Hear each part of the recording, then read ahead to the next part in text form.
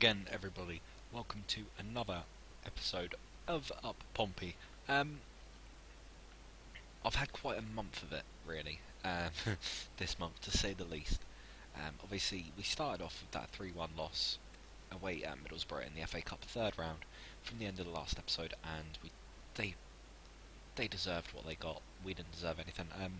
I did play Ryman, Max Andrews, and Ender Stevens in this game, and to be honest, it didn't really make much difference. It was 1-0 at half time. They ran away with it in the second half. We just couldn't stop them, really. Then a 2-2 draw away at Brentford. Lavery put us 1-0 up with yet another goal in the first minute before Robson Carney made it 2-0 on the hour. I thought that was it. I thought that was fine. I thought we pretty much won it by that point, but Rob Hall and Greg Stewart had other ideas, and within half an hour later it was 2-2 and we dropped 2 points. But one thing I will say is, I mean, maybe we didn't deserve any more than we got, and I wouldn't say, if we didn't deserve any more than we got, I wouldn't say that they deserved any more either. But then again, it was a very close game.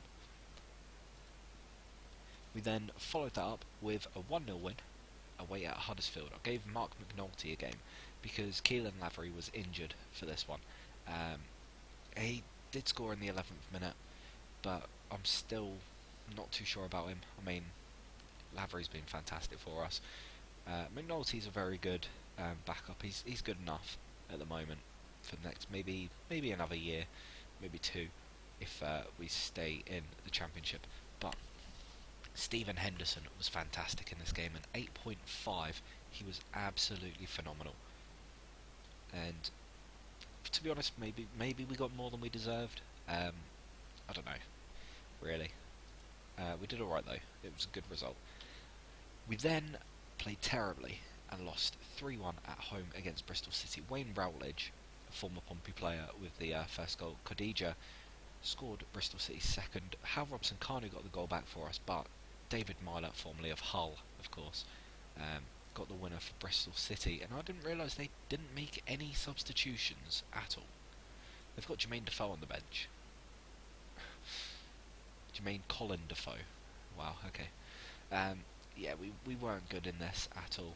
As you can see, I had to play Ryan Colburn in this game, and there's a reason behind that, which we will come into very, very soon.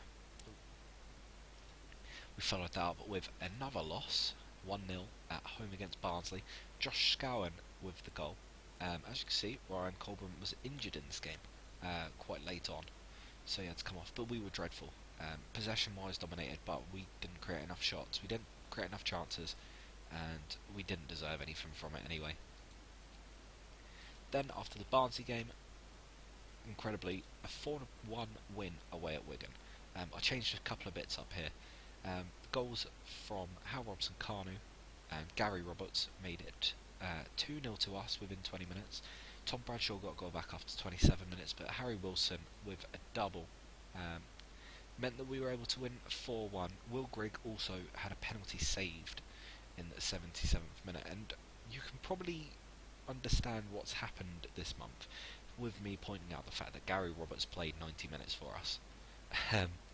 We've had a few injuries, but that was a fantastic way to come back off those two losses. We then followed that up with another massive win, 4-0 away at MK Dons.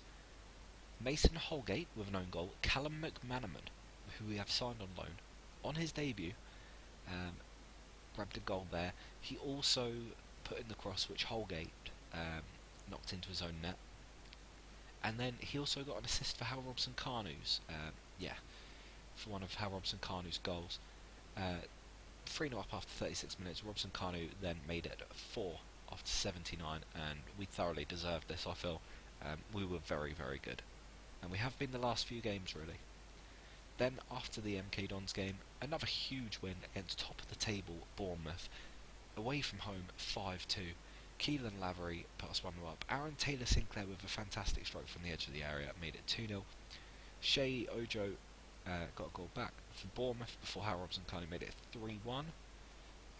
Federici with an own goal in the 40th minute, before Callum McManaman made it 5-1 just before half-time. Sebastian Haller got a goal back for them, but we were fantastic in this. It was incredible to watch, really. And we thoroughly deserved what we got from that game.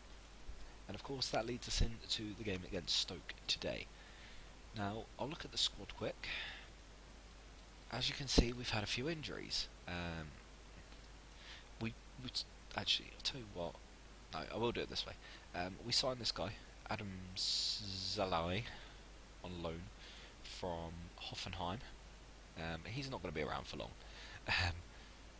He's not done great when he has played. He's only here till, well, for another month, basically, and then he's back off to Germany. He's not been great at all. He did pick up an injury in one of those games. He's back in 3 days, mind you. Now, Connor Chaplin, 5 to 6 months with a broken leg. Valued at 4.7 million. God, he's done so well for us though, and to lose him for the rest of the season is a huge, huge problem. Which meant that we had to play Cameron Howison. Now, Howison in his first game also got injured. The game after Connor Chaplin's injury, sprained ankle. He's back in between 3 and 11 days, so that's not so bad. But that was our two centre attacking mids injured. Luckily, Colburn came back from loan, and then he got injured with a twisted ankle. 2 to 8 days. He's back very soon. He's done alright though. This is one of the guys from my first youth intake, I believe. Yep, from 2015-16 season, and he looks like he could be a very, very useful player. So I think if we can get him in this playing in the shadow striker position, maybe send him out on loan, probably, I don't know, next season I would have thought now, because we may need him going into the last, say, couple of months of this season. Now, Callum McManaman, I will just point out, he's played 2 games for us, scored 2 goals, 1 assist, 8.45 average rating. The only trouble is, he's currently on 8,500 a week. We can afford that just. We can't afford the extra, and he leaves us in 18 days, halfway through next month. So, if he was to drop his wages down big time, then I would happily take him on next season. He looks like a fantastic player at this level. Of course, the transfer window was open last month, and as you can see, we only managed to sign those 2 players on loan, McManaman and Zalai, whatever he's called. However, we were able to send some players away as well. Manuel Ryman left for 100,000 to join Avellino. He played 1 game for us in the cup, conceded 3 goals. He wasn't good enough at all, and there was no way he was going to get ahead of Myhill and Henderson at all. So it was best to send him on his way. Ender Stevens has left for Millwall for 80k. He had 2 very good seasons with us, 2 promotion seasons with us, and it felt like the right time to move him on. He's not good enough to play left back for us now. Again, played in that 3-1 loss against Middlesbrough in the cup. Jamie O'Hara has left for 23.5k to join Southend. Again, a bit of profit on him. He wasn't getting the game time he wanted, so I thought, well, I might as well get rid of him. He was taking up wages, so it's the best thing for it. Ray Short has left on loan. Angel Luis Rivas has also left on loan for Wealdstone. Shane Griffin has gone back out on loan. He's now at Exeter, and Carl McHugh has left on loan for Fleetwood. So, with all that in mind, let's have a look at where we are in the table. As you can see, we are now up to 5th, incredibly. We're still only expected to finish around here, and I could imagine we drop off a little bit. Keelan Lavery is the top scorer in the league. I didn't realise that. He's been phenomenal for us this season. He really has. But I mean, I'd be happy anywhere, say anywhere between probably about here now and here, top 14, and I'll be happy. I don't think we'll finish in the playoffs. Can't see us lasting that long. So, with that in mind, I think it's time to get into the game against Stoke. Um, let's have a look. Yeah, I think that is our best formation possible. I need to remember to take Lavery off of target man. I only put it as target man for whilst that Zalai guy was playing for us. So here we go. Time to get into it. I have noticed that Stoke seem to be a bit different to I mean, on 2015, they always ended up with a hell of a lot of money, spending say 80 million a season and getting no money back in transfers, and they were able to sustain that somehow. They had all this money coming in, whereas on here they've been relegated and they're struggling. Balls fall into McManaman. Callum McManaman's tackled though. Oh, that's Bojan. De Guzman into Vaughan. Oh, great save by Henderson. It's Kane now. And that's the end of the highlight, but it's a good start for Stoke. They're really starting to have the shots. Not many on target though, thankfully. Hopefully that continues. It would be nice to have another big win here. We've scored 4 in our last 3 games in a row. It's a great header there, but it's given away to Holbass, and there's ball in and Vaughan. It makes it 1-0 to Stoke. I didn't expect to get much from this game. I must admit, this is the one game that I thought we'd probably lose. It's been a bit unfortunate. I mean, 3 games in a row, which would have been awesome live. I would have loved to have shown you guys those. And now this happens. So, right, let's put it on standard. I haven't been on counter, because counter clearly isn't working for us. Kane now, Vaughan, and it's 2-0. James Vaughan with his second in as many minutes.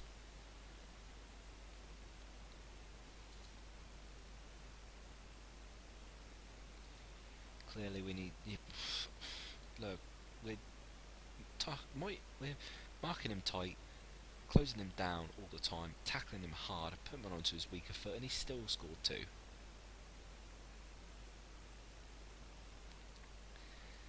And this is not good at all. Let's put on Gary Roberts there. Right, now we need to split this out. Okay, McManaman's not good there, so there's that. What's Roberts like up there? He's no worse on that left side by the looks of things, so it's actually okay. He's changed his formation, his thing, right? Enganche. What's Enganche? Prime creator, a hook that joins. Okay, that's interesting. Let's go for that. I think we'll try that out. Harry Wilson is an inside forward. Better as a winger on that side though. But Manaman, let's try.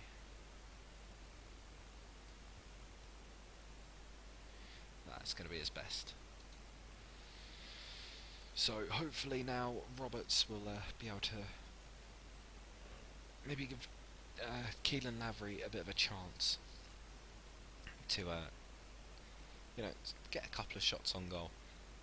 After that Bournemouth game, in the last game that I played, we had 5 players in the team of the week, and that is the first time I've had that on this Football Manager. Got the achievement for it. I was very, very, very happy with how we did in such a big game as well. You know, against local-ish rivals. I've made all 3 subs now. You know, we've been terrible, really. We haven't done enough. Let's try and stick it on overload, see if that makes any difference. McManaman now tries to get down the wing. He's put the ball in. It's Gary Roberts. Oh, it's Lavery. Oh, come on. How have we not got a goal back there? And how have we only got one extra shot on target? There's definitely two on target there that I saw.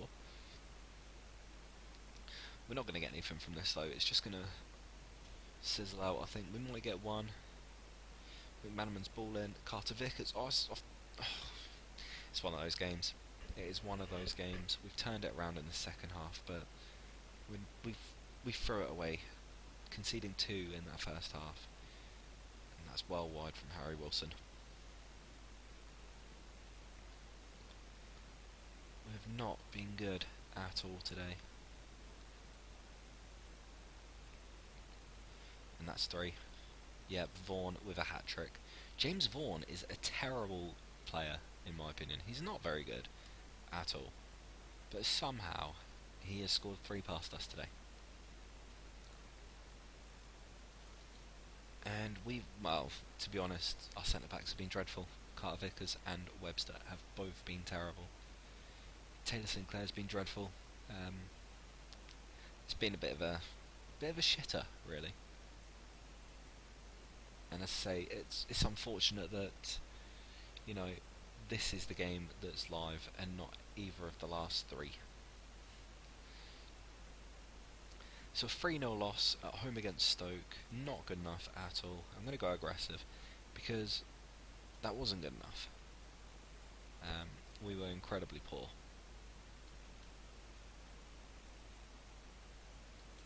But what can you do? On to the next game, I suppose. We have 2 more episodes this season, at least. Yeah, I'm not surprised. We were dreadful.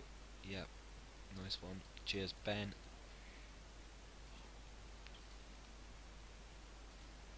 So, where are we? Schedule. So, the next episode will be the game against Charlton, away from home. Or, yeah, Charlton.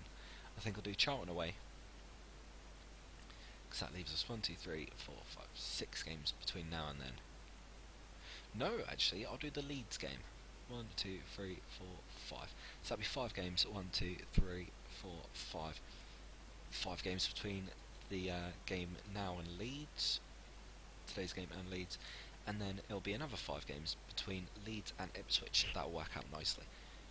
And then if we're in the playoffs still, we'll do the playoffs. If we're not, then, you know, that's it. It's the end of the season. You know. So we're still in 5th. I don't know. There's an outside chance we could stick in the playoffs, but probably not, in all honesty. But anyway, that is the end of this episode. I shall see you guys in the game against Charlton, at which point we should know, really, whether we're going to be able to make the playoffs or not. I'll see you guys soon. Bye-bye.